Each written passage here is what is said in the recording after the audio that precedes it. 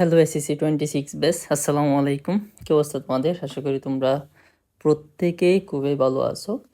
So আজকে আমি আমার এই ভিডিওর মধ্যে কথা বলবো হলো তোমাদের তোমরা যেহেতু এসএসসি 26 ব্যাচ, সো তোমাদের এক্সামের আর বেশি দিন বাকি নেই, মেবি 6 or 7 মান্থ এরকম সময় বাকি আছে আর কি।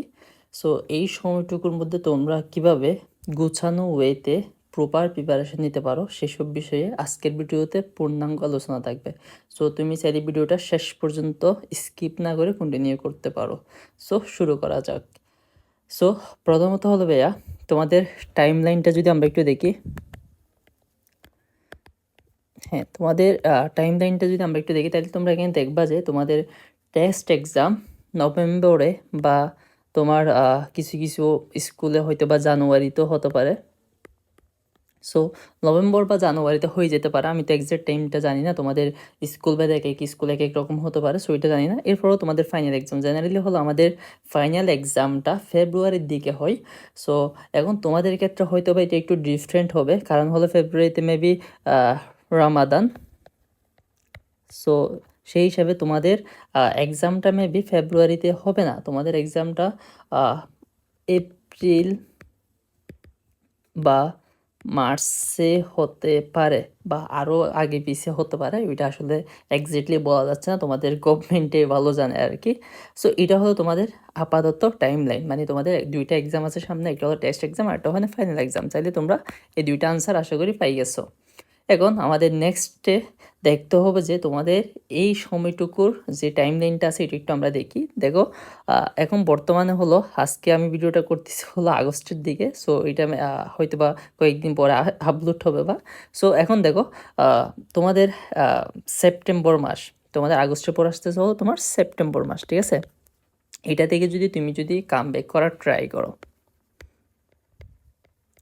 সেপ্টেম্বর মাস থেকে তুমি টার্গেট নিলা যে ভাইয়া আমি কাম ব্যাক করবো। সো তুমি যদি এই টার্গেটটা নিয়ে থাকো তাইলে দেখো আমি কয়েকটা কুটি দিচ্ছি এখানে। তাইলে আমাদের এই 7টা ডিসেম্বর পর্যন্ত আমাদের হাতে কয় মাস সময় আছে? 1 2 3 আমাদের 4 মাস সময় আছে, 4 মান্থ। যদি আমরা ডিসেম্বর পর্যন্ত ধরি তাহলে আমাদের ডিসেম্বরে তোমাদের যেহেতু টেস্ট এক্সাম, সো আমরা টেস্ট এক্সামের আগ পর্যন্ত যদি ধরি তাহলে আমাদের হাতে কত সময় আছে? আমাদের হাতে 4 মাস সময় আছে, ঠিক আছে? তাইলে এই 4 মাস সময়ের মধ্যে তুমি যদি টোটাল ডে কাউন্ট করো, তাইলে আমরা যদি 30 দিন করে কাউন্ট করি তাইলে তোমার আছে হলো 120 দিন। এটাই কিন্তু অনেক দিন, তোমার হয়তো বা লাগতেছে খুবই অল্প সময়। তোমাদের যে সাবজেক্টগুলো আছে ওগুলো চাইলে তুমি যদি ভালো মতো এই সময়টাকে ইউটিলাইজ করতে পারো তাইলে ভাইয়া ইজিলি কামব্যাক করা পসিবল। সো তোমাদের আপাতত টাইম লাইন হচ্ছে এটা। এখন তুমি তো বলতে পারো ভাইয়া পরীক্ষা তো, আমাদের পরীক্ষা তো আপনি বলছেন এপ্রিল বা মার্চে হবে, বাট আপনি এখানে ডিসেম্বর পর্যন্ত এখানে সময় ধরছেন। সো সেটা একটু দেখি। তো দেখো ভাইয়া, তাহলে তোমাদের পরীক্ষা যদি আমি যদি এপ্রিলে এপ্রিলে ধরলাম তোমাদের এসএসসি এক্সাম, ঠিক আছে? তো এপ্রিলে যদি তোমাদের এসএসসি এক্সাম হয় তাহলে তোমাদের এদিকে আরও তুমি কয় মাস পাচ্ছ? 3 মান্থ পাচ্ছ। সো এটা তোমরা বোনাস হিসাবে রাখো আর কি। তোমাদের মেইন টার্গেট থাকবে হলো আমি ডিসেম্বরের মধ্যে কি করে ফেলবো, তোমাদের মেইন টার্গেট থাকবে আমি ডিসেম্বরের মধ্যে মোটামুটি প্রিপারেশন গুছিয়ে ফেলবো। এরপরে এই সময়টার মধ্যে আমি হলো কি করবা, এই সময়টার মধ্যে তুমি জাস্ট রিভিশন প্লাস হলো তুমি মক টেস্ট এই কাজগুলো করবা। এগুলো নিয়ে আমরা ডিটেলস আলোচনা করবো সামনে। সো এটা হলো তোমাদের আপাতত টাইম লাইন। এখন আমরা দেখি তাইলে এখন আমাদের নেক্সট যে স্টেপটা আছে সেটা হলো তোমাদের সাবজেক্ট কয়টা। আচ্ছা, তোমাদের ক্ষেত্রে তোমাদের এসএসসিতে প্রথমে কি আছে? বাংলা। হ্যাঁ, বাংলা কিন্তু এখানে 2টা, ঠিক আছে? বাংলা 2, ঠিক আছে? এরপর হলো তোমার ইংলিশের ক্ষেত্রে 2টা পেপার আছে। এরপর যদি আমরা ম্যাথে যাই, তোমাদের কিন্তু জেনারেল ম্যাথ আছে, সো ম্যাথ একটা। এরপর আছে হলো আইসিটি, ঠিক আছে? এরপর আছে তোমাদের বিজিএস, এরপর আছে হলো ইসলাম। তাইলে এগুলো হলো তোমাদের জেনারেল সাবজেক্ট, গ্রুপ সাবজেক্ট ছাড়া, ঠিক আছে? এবার গ্রুপ সাবজেক্টের ক্ষেত্রে হলো সায়েন্সের ক্ষেত্রে যদি আমি ধরি, সায়েন্সের ক্ষেত্রে আছে হলো ফিজিক্স, কেমিস্ট্রি, ম্যাথ, বায়োলজি। তাহলে এদিকে আছে 4টা সাবজেক্ট। তাইলে আমরা টোটাল এখানে কয়টা সাবজেক্ট আছে তোমাদের? এদিকে আছে 4টা প্লাস 1 2 3 4 5টা। তাইলে ভাইয়া সরি 6টা, হ্যাঁ তাইলে তোমাদের ওভারঅল 10টা সাবজেক্ট আছে, এখানের মধ্যে আবার এক্সট্রা 2 যোগ হবে, টোটাল আছে হলো 12টা, ঠিক আছে।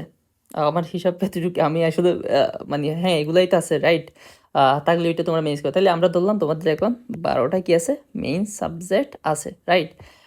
তো এখন আমরা যদি এখন তোমাদের একটা কি করি, আচ্ছা ওই এটা পরে যাই, তাহলে তোমাদের টোটাল সাবজেক্ট আছে হলো 12টা। এখন 12টার মধ্যে ভাইয়া তোমার এক্সামে হলো তোমার এসএসসি এক্সামে সব বিষয়ে সব বিষয়ে তোমার এ প্লাস না পেলেও চলবে। যদি তুমি সব বিষয়ে এ প্লাস পাও তাহলে তো ভালো ভাইয়া। তো সব বিষয়ে প্লাস পেলে সেটাকে আমাদের দেশে গোল্ডেন হিসাবে আখ্যায়িত করা হয়ে থাকে, ঠিক আছে। সো এখন তুমি গোল্ডেন না হলে অ্যাটলিস্ট তো তুমি এ প্লাস পাচ্ছ, ঠিক আছে। তুমি যদি এখান থেকে কয়েকটা বিষয় ছেড়েও দাও, কয়েকটা বিষয় তুমি যদি এ পাও বা 3.50 পাও, তারপরেও কিন্তু তোমার এ প্লাস আনা পসিবল। আর তোমার থেকে যদি প্রিপারেশন ভালো হয়ে থাকে তাহলে তুমি গোল্ডেন বয় হবা আর কি, যেটা আমাদের সমাজে বাবি চাচিরা বলে থাকে আর কি, বা পাশের বাসার আন্টিরা বলে থাকে। সো এইটা হতে পারলে তো আরও বেশি বেটার। সো এতটুকু গেল আমাদের সাবজেক্টের হিসাবটা, আশা করি তোমরা বুঝতে পারছো। এখন আমরা নেক্সট স্টেপটাতে যাই, why SSC result is important.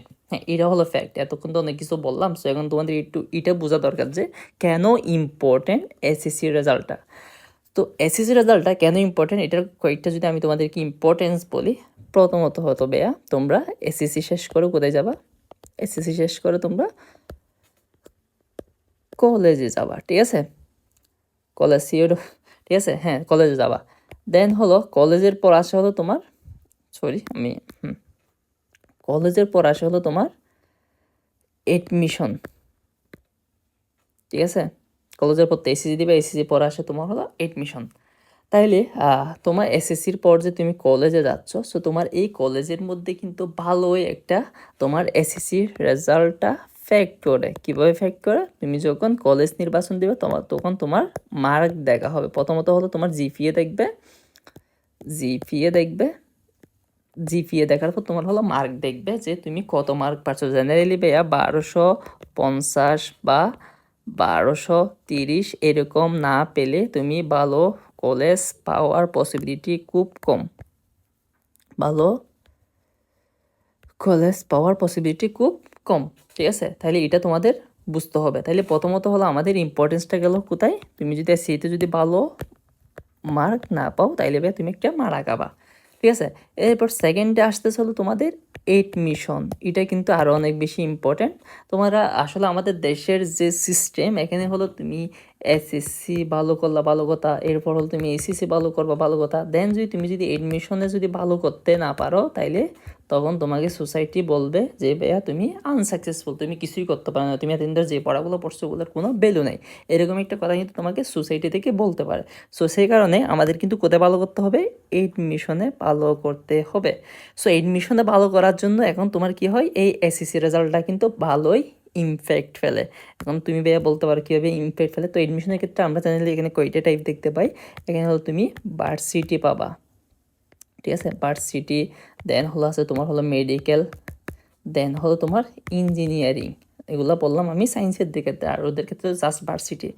এই যে তুমি আর এখানে ভার্সিটি বলো, মেডিকেল বলো, ইঞ্জিনিয়ারিং বলো, এখানে হলো তোমার এই জিপিএ মার্কটার একটা কি আছে, জিপিএ মার্কটার একটা জিপিএর উপর একটা কি আছে, মার্ক আছে। সো বুঝতে পারছো, তাইলে তোমার এখানে কয় দিক দিয়ে তুমি মারা গাবা। তোমার যদি এসএসসি যদি খারাপ হয় তাহলে তুমি প্রথমত হলো তুমি ভালো কলেজ পাবা না, ভালো কলেজ না পেলে তুমি কি হবে, মোটামুটি অনেকের ক্ষেত্রে কলেজটা ম্যাটার করে, আবার অত বেশি ম্যাটার করে তাও না, বাট ভালো কলেজ পেলে তুমি সোসাইটিতে কিছুদিন ভালো মতো থাকতে পারবা বা তোমার নামের পিছনে একটা ট্যাগ লাগবে, ঠিক আছে। এরপর হলো তোমার হলো এডমিশন, তাহলে এডমিশনও তুমি অনেক বেশি কী হবে যাবা, পিছিয়ে যাবা। এরপর ফিউচারে জবের ক্ষেত্রে তো এটা আসলে আমি জানি না অতটুকু, বাট মাবি কিছুটা অনেক সময় অনেক ক্ষেত্রে ম্যাটার করে, অত বেশি ম্যাটার করে না। সামনের সময় হয়তো বা স্কিলটাকে বেশি প্রায়োরিটি দেওয়া হবে, বাট ওভারঅল তুমি যদি ভালো রেজাল্ট করতে পারো তাহলে তুমি দেবে একটা বেনিফিট পাবাই। সো এটা তো এতটুকু তো মাথায় রাখতে হবে। ওকে, তাহলে আমাদের এসএসসি রেজাল্টটা কেন ইম্পর্টেন্ট বোঝা গেছে। এখন এখন তোমার মাথায় কোয়েশ্চেন আসতে পারে, ভাই এখন তো অনেক কিছু বললেন, ইম্পর্টেন্টের কথা বললেন, দেন হলো আমি তোমাদেরকে তোমাদের টাইম লাইনের কথাটাও বলছি। সো এখন কী করতে পারি ভাইয়া, সো এটা একটা তোমাদের মাথায় কোয়েশ্চেন আসতে পারে। তো এখন আমরা এর সলিউশনে যাব, ঠিক আছে? এখন আমরা কিভাবে এর সমাধানটা করা যায় সেটা একটু দেখি। সো ভাইয়া, সমাধানে যাওয়ার আগে আমাদের প্রথমেই প্ল্যান করতে হবে, ঠিক আছে? তাইলে আমরা ওদিকে কাউন্ট করছিলাম তোমাদের কয়টা সাবজেক্ট আছে, 12টা সাবজেক্ট আছে। এখন এটা আরও কম বেশি হতে পারে, যারা মাদ্রাসার আছে তাদের থেকে আরও বেশি আছে, সো তোমাদের থেকে হয়তো বা এতটুকুই আছে। সো তাইলে আমাদের 12টা সাবজেক্ট আছে প্রথমত এটা। তাহলে এখন আমি তোমাদেরকে প্রথমে একটা কথা বলছিলাম ভাইয়া, 12টা সাবজেক্টের মধ্যে সবগুলাতে অল সাবজেক্টে A+ না আসলেও প্রবলেম নেই, না আসলেও প্রবলেম নেই। এটা আমি আসলে এক্সাক্ট বলতে পারতেছি না, এটা মেবি কত একটা টোটাল পয়েন্টের উপর ডিপেন্ড করে তোমাদের জিপিএটা নির্ধারণ করা। এটা একটু তোমরা গুগলে গিয়ে তুমি এসএসসি জিপিএ ক্যালকুলেটর ওইটা দেখবা তুমি। এসএসসি জিপিএ ক্যালকুলেটারে গিয়ে তুমি তোমার জিপিএটা তুমি এভাবে ধরে নিবা যে তুমি কোন বিষয়ে স্কিপ করবা। তো এটা কাদেরকে বলতেছে, যাদের প্রিপারেশন এখন অত বেশি ভালো না। সো তোমরা প্রথমত টার্গেটটা রাখবা, তোমাদের ফার্স্ট টার্গেটটা হবে সরি আমি এক নম্বর দিই, তোমাদের প্রথম টার্গেটটা হবে সব বিষয়ে না, আমি এখানের মধ্যে 10টা বা 9টা বিষয়ে আমি আগে A+ এনশিওর করব, ঠিক আছে? তোমাদের এটা ফার্স্ট টার্গেট হবে। দেন হলো তোমার থেকে যদি পরের সময় থাকে তাহলে তুমি বাকিগুলো টার্গেট করবে আর কি। শুরুতে তুমি এতটুকু টার্গেট নাও, ঠিক আছে? দেন হলো এনশিওর A+ তো এনশিওর করলা। তাইলে এখন আমাদের দেখতে হবে কিভাবে তুমি এখন এই এই যে তোমার যে সাবজেক্টগুলোতে তুমি A+ টার্গেট করছো সেগুলোতে তুমি কিভাবে শুরুতেই A+ গেইন করতে পারো, ঠিক আছে? এটা এখন আমাদের ফোকাস করার বিষয়। সো এটা একটু আমরা দেখি।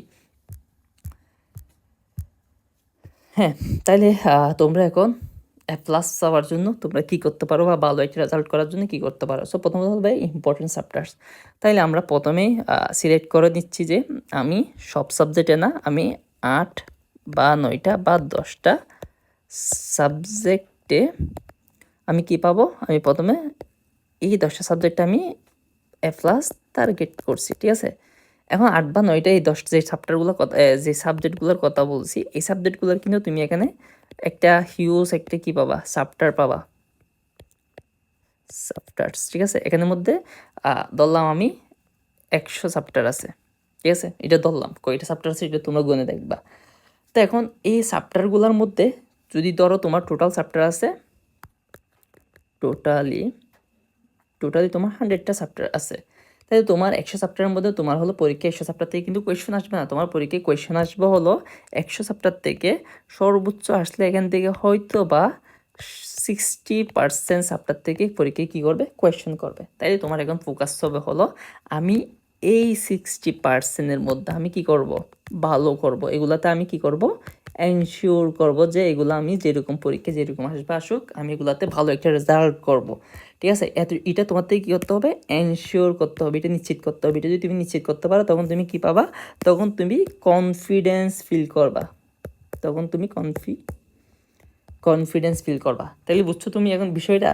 তাইলে প্রথমত হলো আমাদের এতগুলো সাবজেক্ট আছে, ওই সাবজেক্ট সবগুলো সাবজেক্টে আমার তো টোটালি তোমাদের তো টোটালি সাবজেক্ট আছে হলো 12টা। সো আমি 12টাতে ভালো করবো না, আমি 12টার মধ্যে এই 8 বা 9টা বা 10টা সাবজেক্টের মধ্যে আমি প্রথমত আমার টার্গেট থাকবে আমি ক্লাস এনশিওর করবো।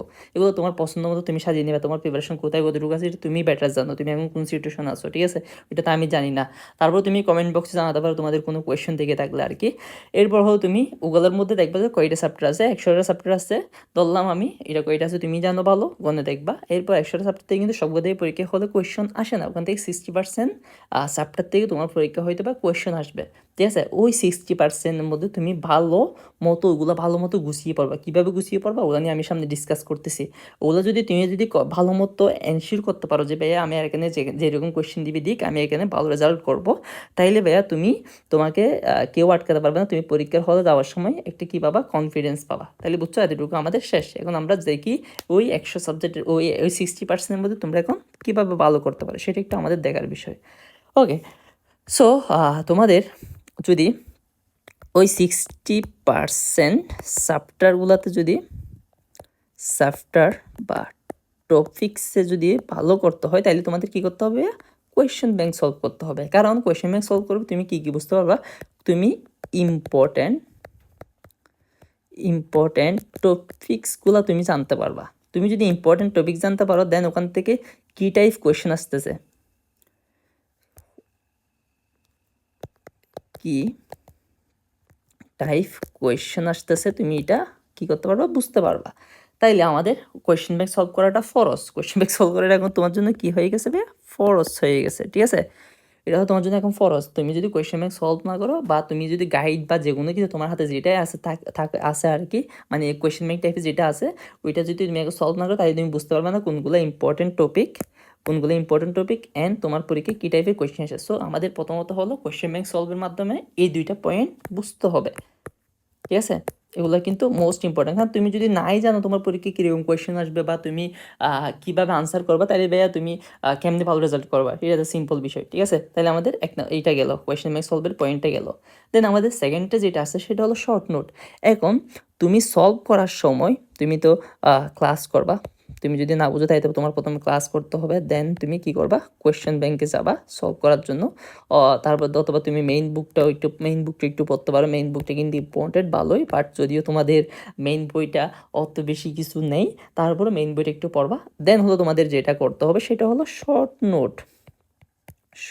নোট। এখন এটার আগে আমি শর্ট কেন বলছি, এই যে শর্ট যে পয়েন্টের কথা বলছি আমি, এই শর্টটা বলার কারণ হলো তুমি যদি অনেক বড় মানে লং বা অনেক বড় ফর্মে তুমি যদি নোট করো, তাইলে ভাই ওইটা তুমি পরীক্ষার আগে রিভিশন দিতে পারবে। এর জন্য তুমি নিজের মতো করে, ঠিক আছে, এটা কি এই নোটটা তুমি কিভাবে করবা, নিজের মতো করে তুমি একটা কি করবা, নোট নিবা, যে তুমি মানে নোটটা কিভাবে নিতে পারো। ঠিক আছে, হ্যাঁ, নোটটা নেওয়ার প্রথম যেটা হবে সেটা হলো তুমি হলো নিজের মতো করে প্রথমে একটু গুছিয়ে নিবা যে ওখানে তুমি কি কি শিখলা, কি কি বুঝলা, কোনগুলা পরীক্ষায় আসে,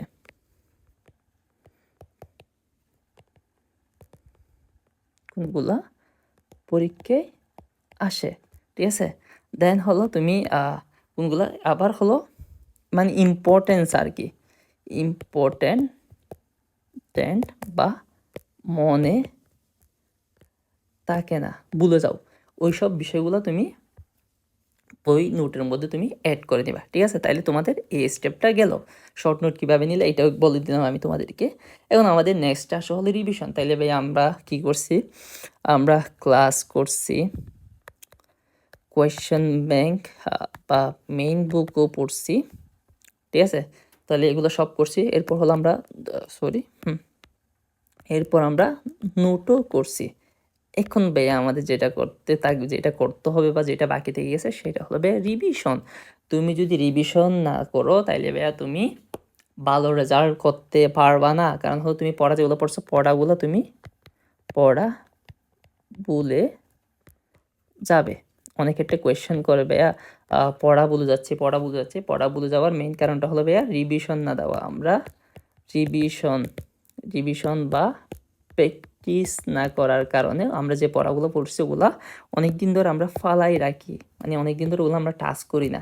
একবার পড়ছি মনে হয় যে সব বুঝে গেছি, এর পরবর্তী টাচ ধরি না, কিন্তু পরীক্ষার আগে তুমি বুঝবা যে তোমার কিছুই মনে নেই। তুমি যেগুলো শিখছো ওখান থেকে 100%-এর মধ্যে তোমার হয়তো বা তখন 30 বা 40% মনে আছে। স্বাভাবিক বিষয়, তোমার ব্রেন ভুলে যাবে, কারণ তোমার ব্রেন প্রতিনিয়ত ইনফো নিতে আসে।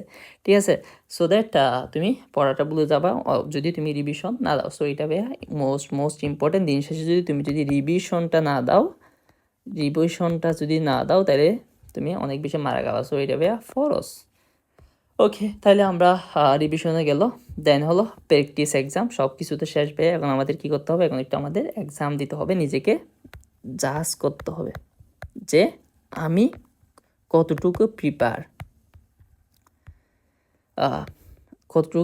এক্সামের জন্য, বা আমি কতটুকু প্রস্তুত। ঠিক আছে, সো তোমার থেকে এই বিষয়টা নিজ থেকে বিচার করে নিতে হবে, বা নিজেকে দেখতে হবে, যাচাই বাছাই করে নিতে হবে যে তুমি আসলে কতটুকু পারো, তোমার প্রিপারেশন কতটুকু, তুমি 30% শেষ করছো নাকি 40% শেষ করছো নাকি 60% শেষ করছো। সো এটা দেখে তুমি বুঝতে পারবা যে মানে তুমি তিন ধরে যেগুলো পড়ছো ওগুলো তোমার মনে আছে কিনা। সো ওভারঅল তুমি বুঝতে পারো, তোমার ভুলগুলো বুঝতে পারবা আর কি। ঠিক আছে, সো তোমার ভুলগুলো বুঝতে পারবা, তুমি কোথায় আটকে যাচ্ছ। সো সেসব বিষয়ে ওগুলো একটু তুমি আবার কি করবা, যদি দেখতেছো যে কোনো একটা বিষয় তুমি বারবার বুঝে যাচ্ছ, সো ওগুলো একটু বারবার কি করবা, রিক্যাপ করবা, ওগুলো আবার তুমি প্র্যাকটিস করবা। ঠিক আছে, সো আমাদের অল অ্যাবাউট সব কিছু গেল। সো আজকের মতো যেগুলা বলছি এখন এগুলো একটু ভাই আমি এখানে একটু আবার সাথে দিলে ভালো হতো, বাট আসলে আমার হাতে অত টাইম ছিল না। সো ভিডিওটা কেমন হয়েছে কিন্তু প্রথমত জানাতে ভুলবা না কমেন্ট বক্সে। আর তোমাদের যদি কোনো কোয়েশ্চন থেকে থাকে এক্সট্রা, আমি স্কিপ করে গেছি ওইরকম কোনো কোয়েশ্চন থেকে থাকলে ভাইয়া তুমি মাস্ট কমেন্ট বক্সে জানাতে পারো, ঠিক আছে? আমি ট্রাই করব কমেন্টে রিপ্লাই দেওয়ার। আর হলো ভিডিওটা ভালো লাগলে চ্যানেলটাতে সাবস্ক্রাইব করতে ভুলবা না, আমি রেগুলার আপডেট দেওয়ার ট্রাই করব। এখানে আমার আরও 2টা ফ্রেন্ড আছে, সো আমরা 3জনে মিলেই ট্রাই করব তোমাদেরকে আপডেট দেওয়ার। সো ভিডিওটা যদি তোমার জন্য ইম্পর্টেন্ট মনে হয়ে থাকে তাহলে তুমি মাস্ট কী করবা, চ্যানেলটা সাবস্ক্রাইব করবা। সো দেখা হচ্ছে পরবর্তী কোনো একটা ভিডিও নিয়ে, সে পর্যন্ত ভালো থাকো, আল্লাহ হাফেজ, আসসালামু আলাইকুম।